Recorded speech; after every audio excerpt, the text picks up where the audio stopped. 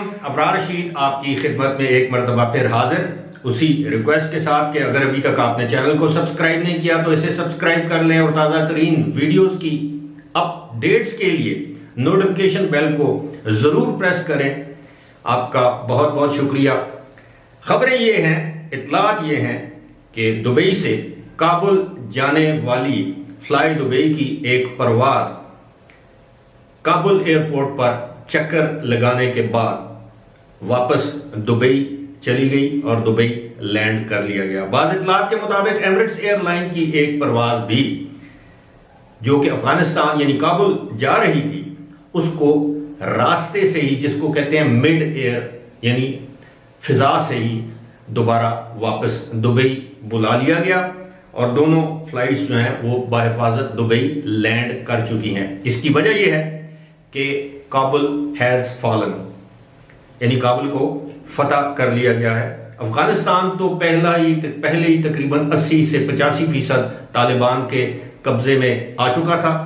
आज तालिबान के तर्जुमान, सियासी तर्जुमान जो कि दोहा में मौजूद हैं, जिनका नाम है सुहेल शाहीन, उन्होंने ये बताया है कि अफगान तालिबान जो है वो काबुल की दहलीज पर मौजूद हैं, वो काबुल पर हमला नहीं करेंगे और उम्मीद है कि जो पावर जो है वो पीसफुल ट्रांजिशन होगी, यानी इक्तदार की मुंतकिली पुरअमन होगी।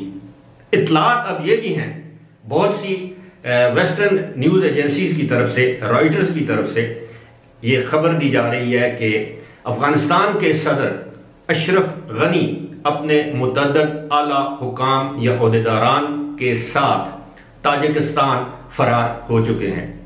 आज सुबह तक अशरफ गनी इसरार कर रहे थे कि वो काबुल में ही रहेंगे, अपने लोगों को वो तसल्लियां दे रहे थे कि हालात उनके काबू में है और काबुल इंशाअल्लाह किसी को फतह होने नहीं दिया जाएगा, किसी को फतह करने की इजाज़त नहीं दी जाएगी या नहीं दी जाएगी, फतह नहीं करने दिया जाएगा। लेकिन बिलाखिर वो अफगानिस्तान से फरार हो गए और अब बताया ये जा रहा है कि काबुल पर अमली तौर पर इस वक्त तालिबान का कंट्रोल हो चुका है।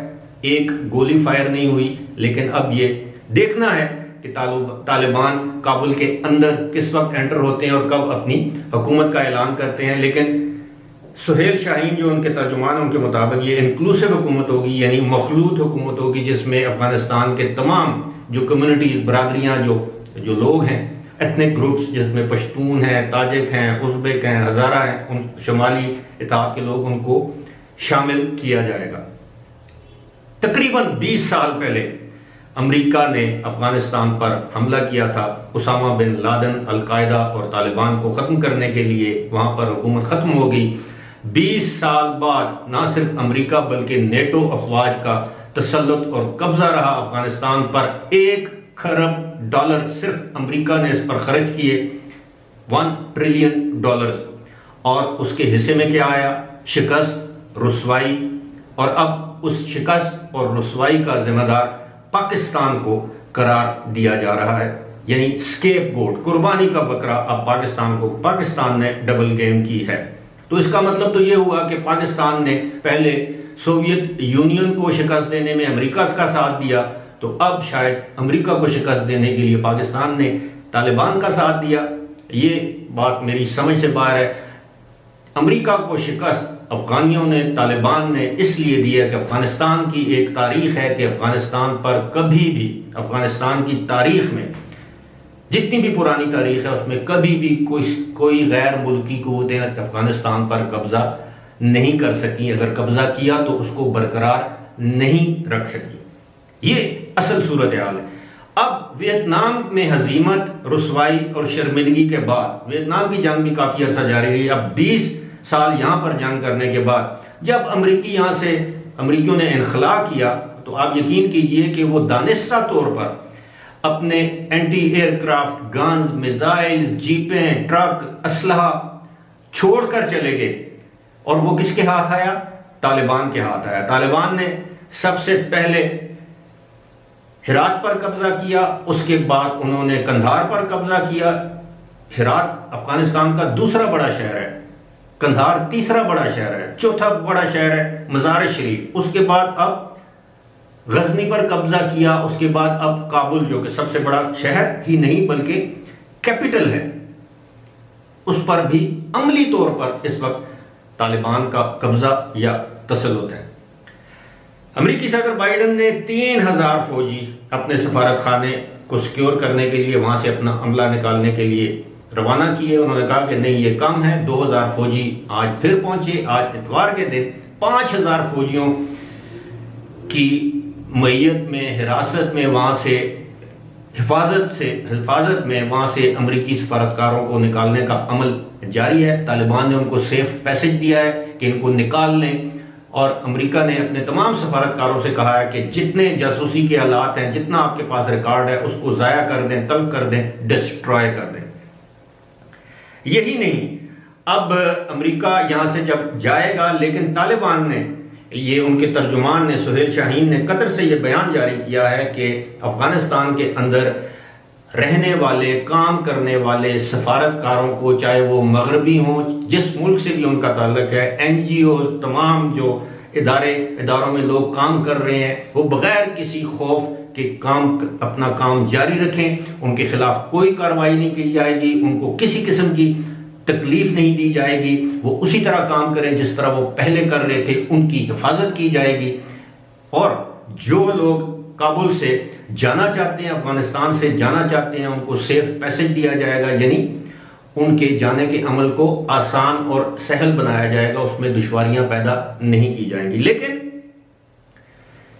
जिस तरह ये मोहरे होते हैं, पपेट्स होते हैं इंटरनेशनल, आपके इल्म में है, हमारे हालिया तारीख अगर आप देख लें तो जो लोग बैरूनी कुव्वतों के इशारों पर चलते रहे, वो लोग जो मगरबी कुव्वतों के लाए हुए स्टूजेस, पपेट्स, आप जो भी कह दें, जिस तरह सदाम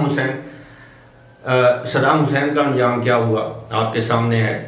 इसी तरह आप देखें हालिया दिनों में ये मुअम्मर कदाफी का हाल क्या हुआ, जो ईरान का शाहिरा रजा शाह पहलवी था, उसका अंजाम क्या हुआ, और भी दुनिया में ये नोरियागा था पनामा का, उसका क्या हाल हुआ, पिनोशेट, तारीख भरी पड़ी है। अब अपने मुल्क में देखें, ज़ियाउल हक का, जनरल मुशर्रफ का अंजाम क्या हुआ। बिल आखिर किसी को कब्र की जगह नहीं मिली, किसी को अपने मुल्क में रहने की तौफीक नहीं मिल रही है। अल्लाह का निज़ाम है। जब आप ये देखें, अशरफ गनी, हामिद करजई, ये अमेरिका के लाए हुए कठपुतली हुक्मरान थे, और सबसे पहले जिस तरह कहते हैं कि कोई बहरी जहाज डूबे तो सबसे पहले चूहे फरार होते हैं। जो लीडर्स होते हैं वो अपनी कौम के साथ रहकर मरना चाहते हैं। जिस तरह सदाम हुसैन ने राह फरार अख्तियार नहीं की, मुअम्मर कदाफी सड़क पर मारा गया आम लोगों के हाथों, लेकिन उसने बुज़दिली नहीं दिखाई। अब देख लें ये अशरफ गनी, और सबसे जो बड़ी बात है वो ये है कि तालिबान ने ये जो कब्जा जमाया है अफगानिस्तान पर, ये बगैर किसी मुजाहमत के जमाया है। अब आप अंदाजा करें, 20 साल तक अरबों डॉलर लगाकर अफगानिस्तान की आर्मी को, यानी वहां की जो फौज है उसको, उसकी एयरफोर्स को, उसकी मिलिट्री को अमरीकियों ने ट्रेन किया, उनको जदीद असलहा दिया। लेकिन असलहा दिल से, अगर मेरे पास कोई बहुत बड़ी जबरदस्त किस्म की गन आ जाए और मैं उसको चलाना नहीं जानता, अब चले मुझे चलाना सिखा दिया जाए, लेकिन मेरे अंदर दिल इतना बड़ा नहीं है कि मैं उसको चलाऊं। क्यों? कि ये जो लोग हैं, इनमें डॉलर्स की हवस थी, इनमें जज्बा ईमानी नहीं था। और आप देख लें कि जो ईमान की कुव्वत है, मैं तालिबान की बहुत सी पॉलिसी से इख्तलाफ करता हूं, ख्वातीन के हवाले से, अक़लीतों के हवाले से, जिस तरह माजी में उन्होंने दीगर मज़ाहिब के बुतों को तोड़ा, जिस तरह उन्होंने बुद्धिज़्म के वहाँ पर जो बहुत बड़े बुत थे उनको पाश किया, जिस तरह उन्होंने दीगर मज़ाहिब के मजहबी मुक़द्दस मुकामात को की बेहुरमती की, जिस तरह ख़वातीन को सरेआम कोड़े मारे गए, इसकी मैं मजम्मत करता हूँ।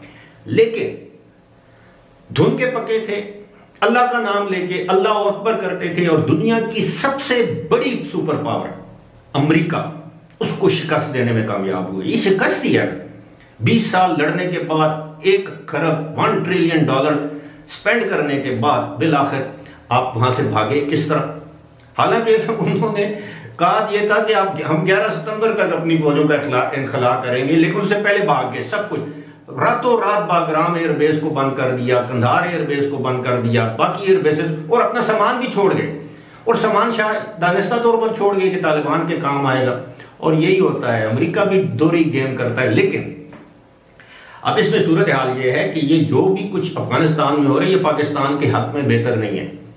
इससे पाकिस्तान को बहुत ज्यादा नुकसान पहुंच सकता है। लेकिन पाकिस्तान की आर्मी मिलिट्री इस मामले में कहते हैं कि तैयार है। उनका तो यही कहना है। अभी हाल ही में फॉर्मेशन और कोर कमांडर्स की 2 रोजा कॉन्फ्रेंस उसमें ये बताया गया। और साथ ही साथ जो सरहद के साथ जो बाढ़ है, अब सबसे बड़ा खतरा यह है कि अफगानिस्तान में जो मामला चल रहे हैं उसके बाद पाकिस्तान में दहशतगर्दी की कार्रवाइयां हो सकती हैं। और आप सबको मालूम है ये दहशतगर्दी की कार्रवाइयां कौन से अनासिर या ममालिक पाकिस्तान के खिलाफ करवा सकते हैं, क्योंकि पाकिस्तान में जो सी पैक का प्रोजेक्ट है इसको कुछ कुव्वतें हजम नहीं कर पा रही। बहर अल्लाह से दुआ है कि अफगानिस्तान में अमन हो, पाकिस्तान में अमन हो, इसका सारा मलबा पाकिस्तानियों पर न डाला जाए जिस तरह माजी में किया गया था।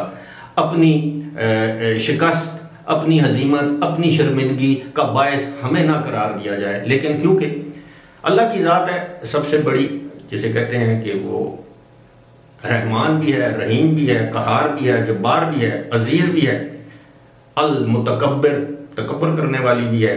और फिर हम तो इस बात के मानने वाले हैं ना कि कौन फयकून, हो जा, हो गया। फिलहाल इसी के साथ मुझे दीजिए इजाजत। खुदा हाफिज।